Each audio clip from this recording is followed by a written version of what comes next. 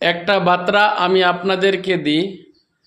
বার্তাটি হচ্ছে উত্তর দিনাজপুরের ইমাম আলবানী বুড়িহান প্রতিষ্ঠানের কর্ণধর, নাম হচ্ছে শেখ মতিউর রহমান সিস মোহাম্মদ মাদানী হাফেজাহুল্লাহ।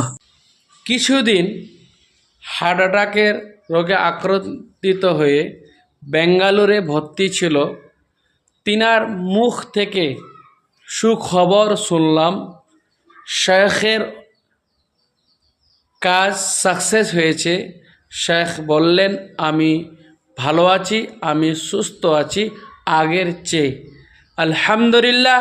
এই পৃথিবীর মানুষ সে শেখের জন্য অন্তরস্থল হৃদয় থেকে দোয়া করেছিল, তার আরোগ্য দান চাইছিল আল্লাহ তাবারক ওয়া তাআলার কাছে। আল্লাহ দোয়াকে কবুল করেছেন। বর্তমান মতিউর রহমান মাদানী হাফেজাহুল্লাহ সুস্থ রয়েছেন। ভালো লাগলে শেয়ার করুন।